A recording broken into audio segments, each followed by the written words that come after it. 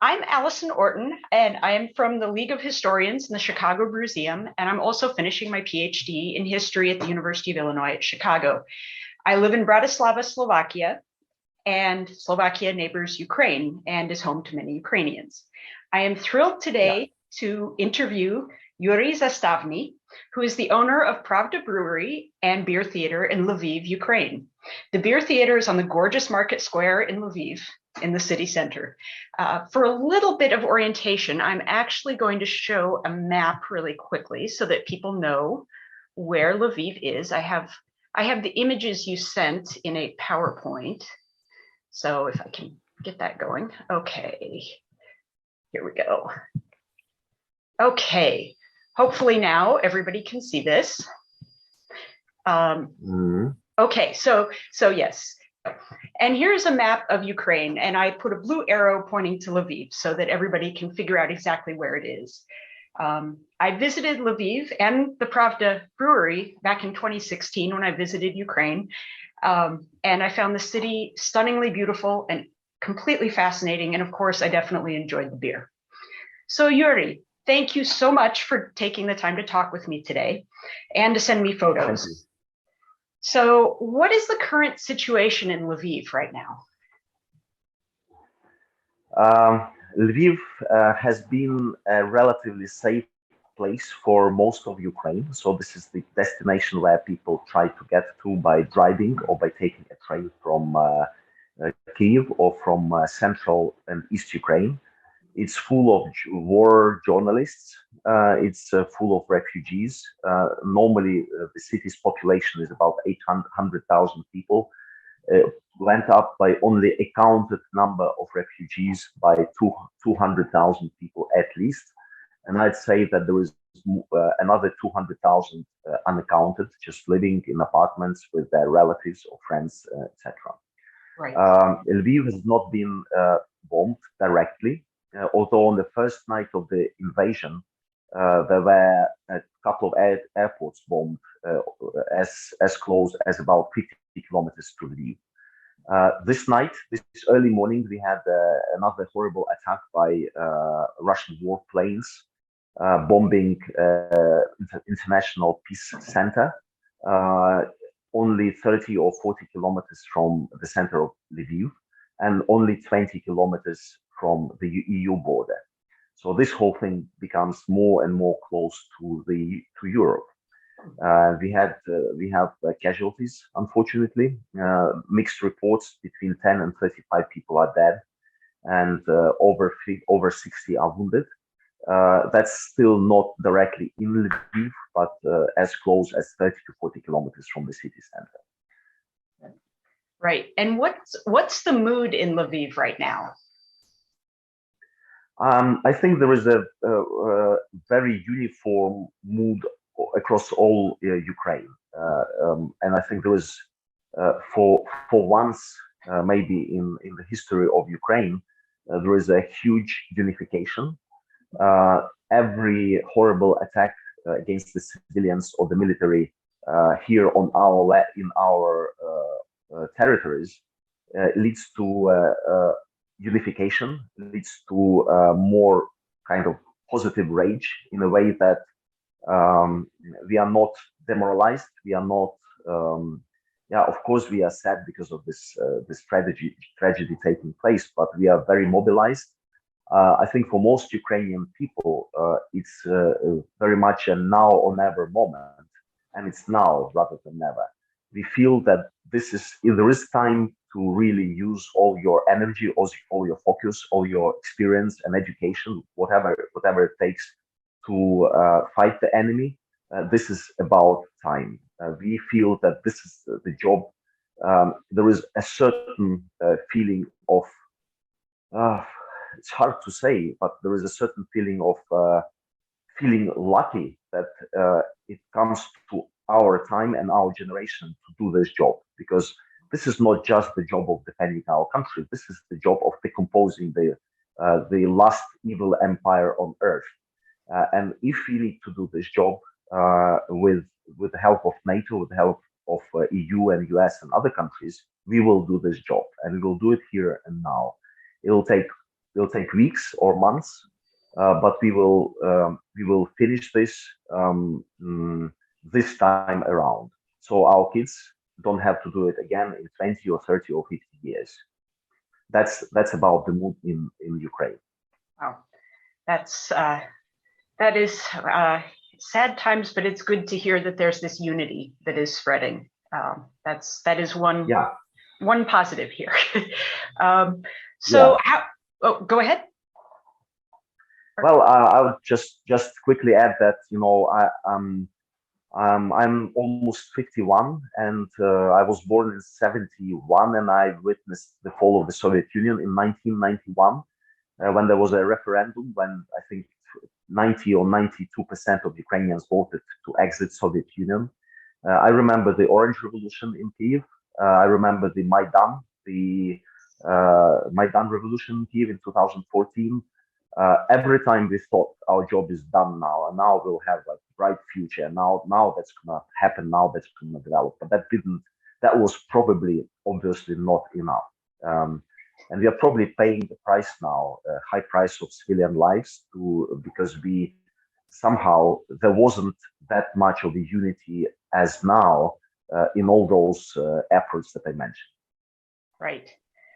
Right. And how are you feeling? How are you holding up in all of this? We met here some people from Israel, our old-time friends that we visited in Israel, and talked about how they cope with basically being in almost constant war. And talking to them, you really get some ideas about how to behave in a war. And one of the first things to do is to put your family in a safe place. Yeah.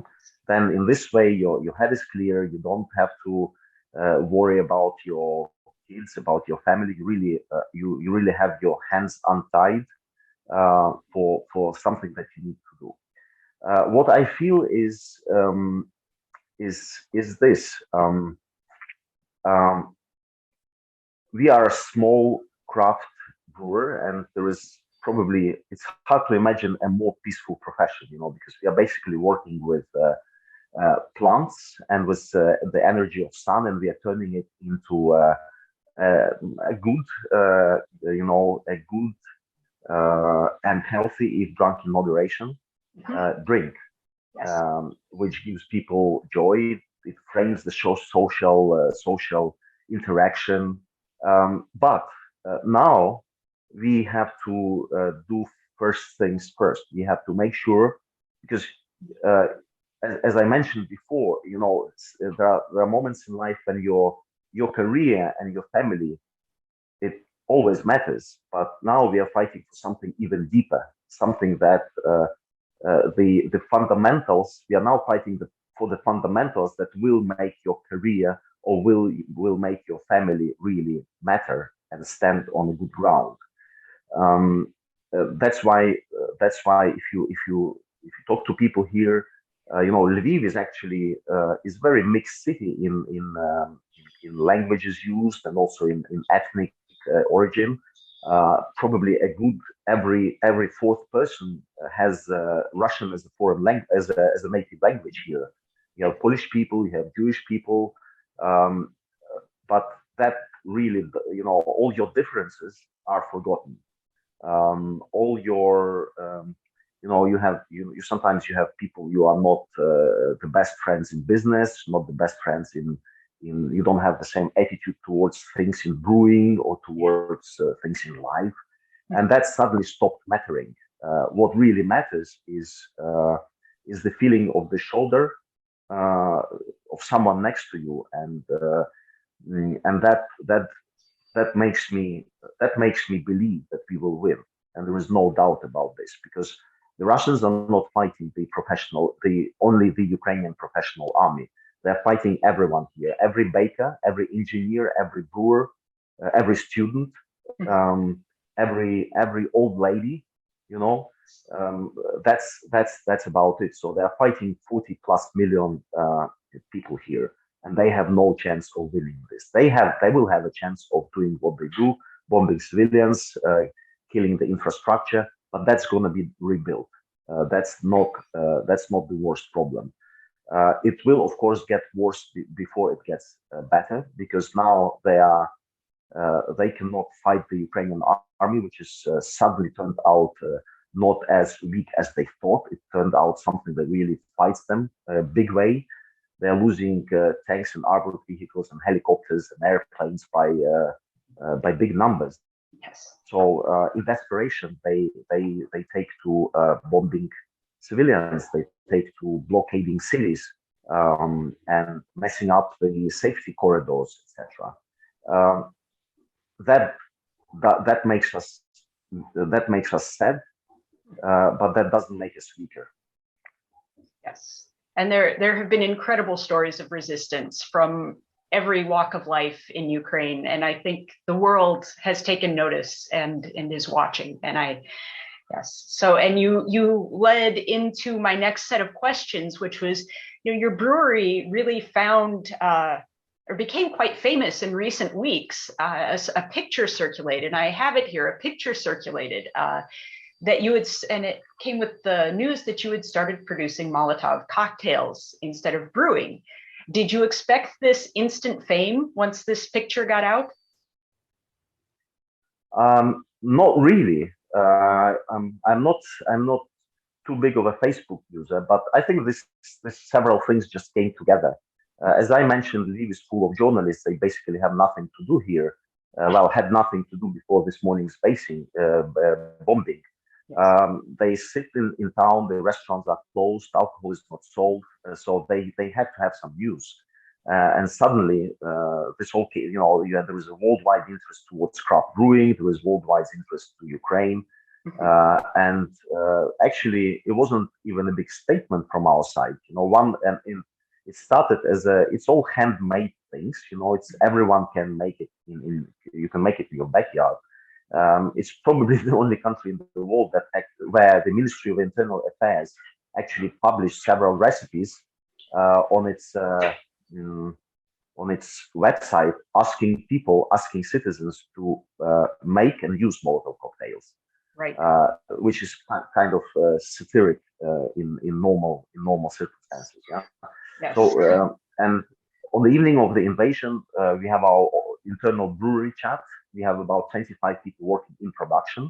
So one of our guys, Ivan, he's doing beer packaging, bottling, driving around and stuff like this. He said, "Oh, we can't just sit and do nothing.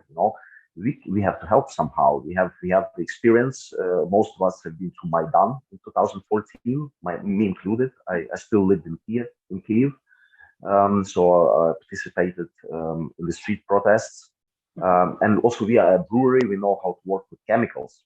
We use different chemicals when we wash out equipment. And actually, brewing is biochemistry, isn't it? And we also know how to use it in a safe way. Because Molotov cocktails is something you have to be careful with. So we did about 2,000 in 2 days. We got a lot of media attention suddenly, and we decided not to stop there. Because Molotov cocktails, you make 2,000. Lviv is still peaceful. There is no active war in Lviv, so we made some. Some of them were used for training, because you need to learn how to throw them ignite and throw them in a safe way. Right. So we had enough for the roadblocks of the civil defense forces, and then we stopped making them because they're enough. You don't want to stock them, too many. And we started making spikes for the roads that you just roll across the road, and it stops the vehicle with rubber tires. We also make them. Yes. And for the rest of the time. Okay. Yes, spikes. Okay. And for the rest of the time, our people are being trained in connection, how to use a walkie-talkie, how to handle a rifle, how to handle mines, what's the tactic of a fight, what's the first medical aid principles, etc. We did one brew, and I want to say that what we also did as a brewery, we opened our recipes of our top 5 or 6 or 7 beers to the international brewing community, and we also gave we publicized our graphic visual materials in high resolution on our website and welcomed the brewers of the world to brew our recipes, sell our beer, use our visuals on the labels, rework them in a creative way, and donate the proceeds, partly proceeds or your margins or proceeds to us. And we are using these proceeds for basically for several things. We are Pravda is my partners are one of Ukraine's biggest restaurant chains, and we feed thousands of people per day. All those 200,000 to 400,000 people, part of them they cannot, they just left their homes like this. They cannot even afford to go to restaurants. Most of them are closed, and we actually feed them on the railway station and on the humanitarian center. Right. Another thing, we help kids that need it most, with mothers or without mothers, orphans, or kids who have some kind of moving disabilities, to get to Lviv, get some kind of rest in Lviv, and then leave to Poland or Slovakia into EU. And that's where we address our proceeds from this. Wonderful. And I will, before we finish, I will share the link for that. But I wanted to ask you, you mentioned the graphics that you are distributing or that are available. This is one of them. This is the one that is on the bottles. If I understand correctly, this is on the bottles of the Molotov cocktails, this label? Yes, but not necessarily only this one. Okay. This label that you probably mean, the Putin Huilo label, is it the one you mean?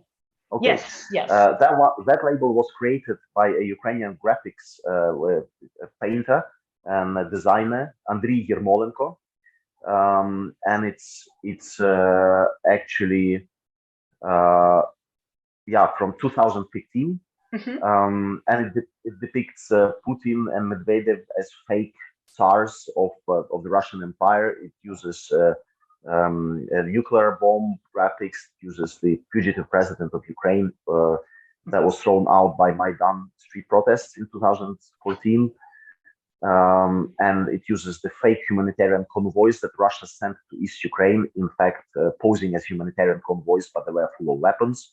And that is the label on our beer. It's a dry hopped strong ale, and it's one of those beers that we shared the recipe of and invited people to brew them. And we have a huge, really tremendous response from Australia to Japan to Europe, US, Canada, and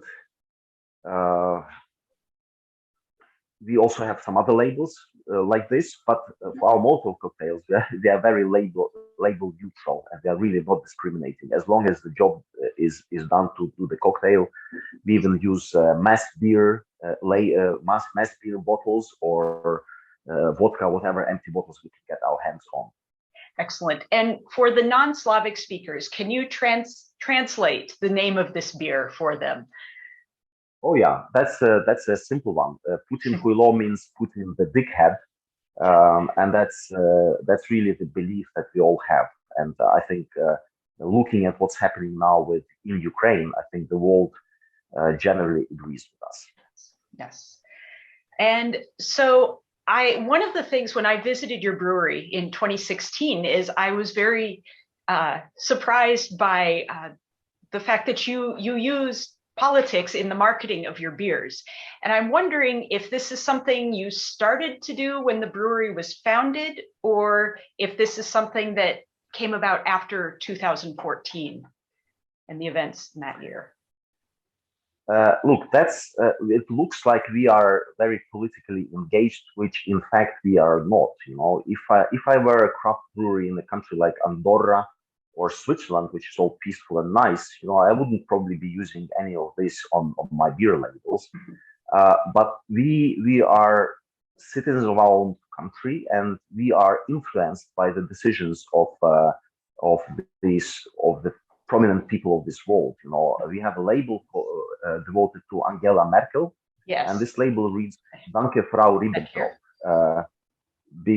because we believe that she personally could have done a lot more in not letting this happen.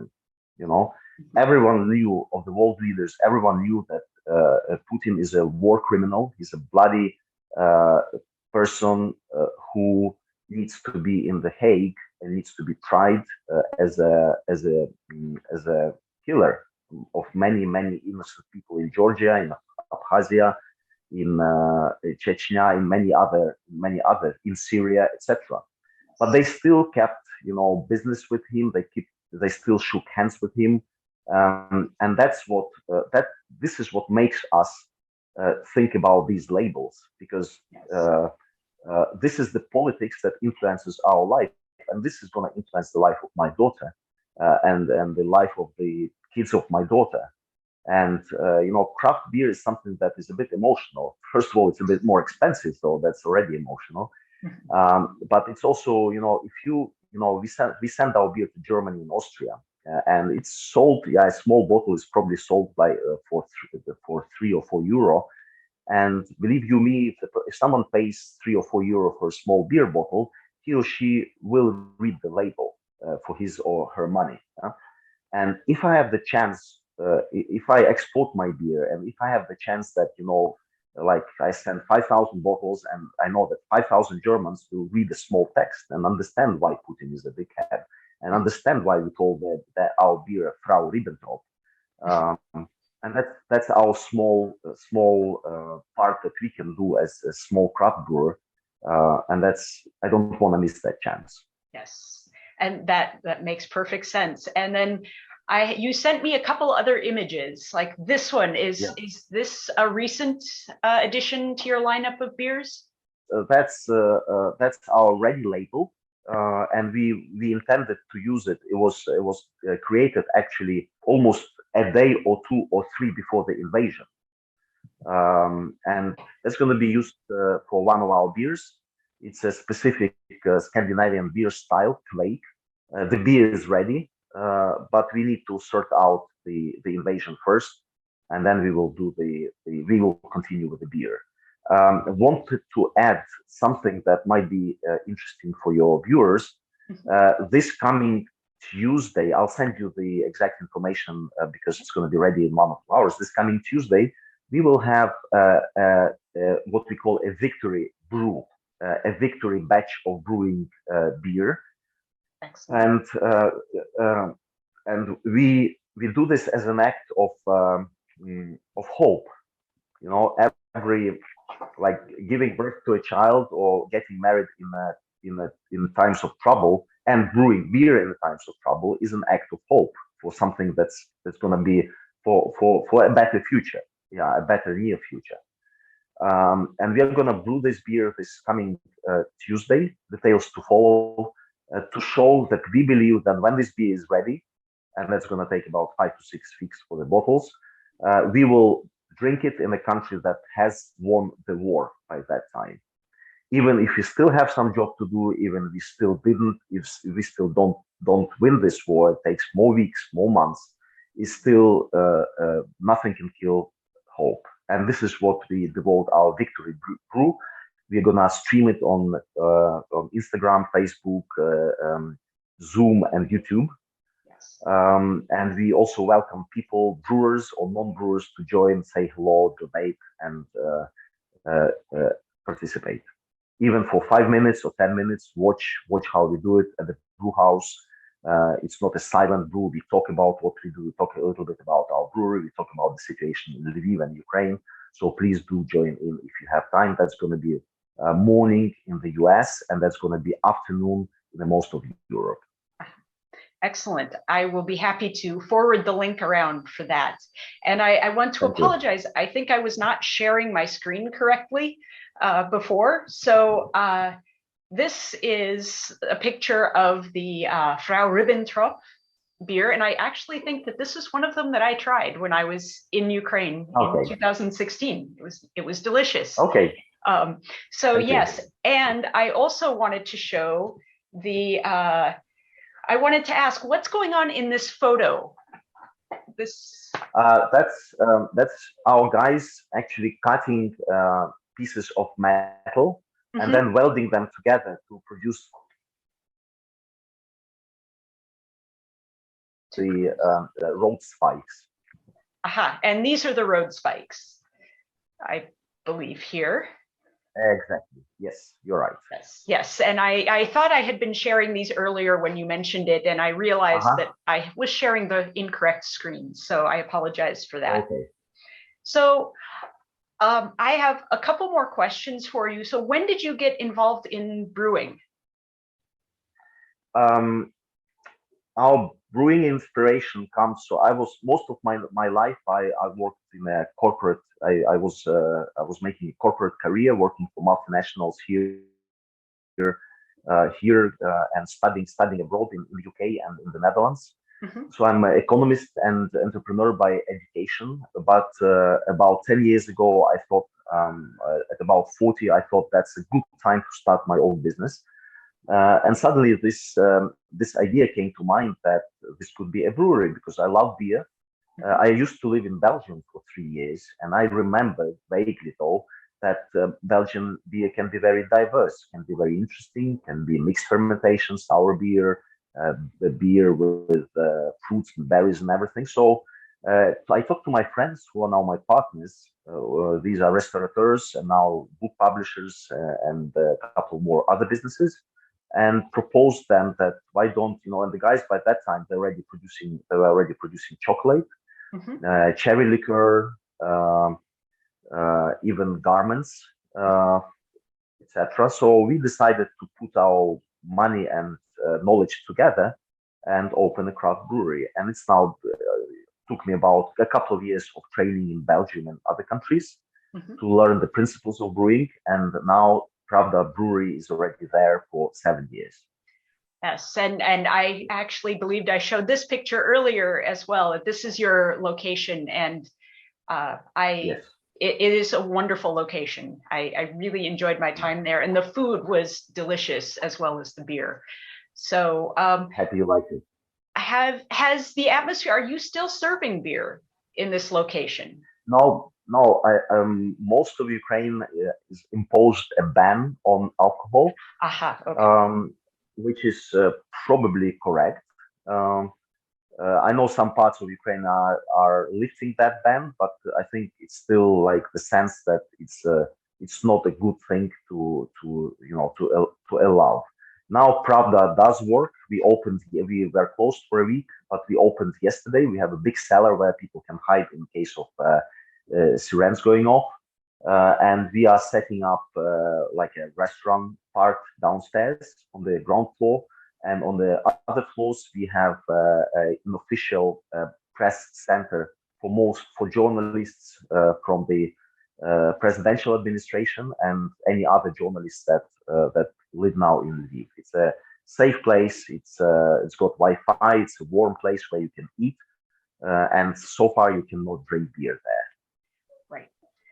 All right, and then I guess my final question for you is, do you have a message for brewers around the globe about the situation in Ukraine, about the importance of brewing in wartime? Yes, I want not just the brewers, I want people to understand that almost 10 bombs landed this morning 20 kilometers from the EU border. This war has been and is becoming more and more involving for everyone. The Russians are threatening to attack the corridor by which the weapons go into Ukraine from Europe. And what we are doing here, we are fighting the war not just for Ukraine, which we do, of course, but we are fighting the war for democracy, for the good of this world, because if the evil takes over, they'll come next for Finland, they'll come for Estonia, for Latvia, Lithuania, Czech Republic, Hungary. They'll come for Taiwan. They'll come for democracy. They'll try to get, um, they'll try to mess up the whole world order, which we cannot afford, we cannot allow this to happen.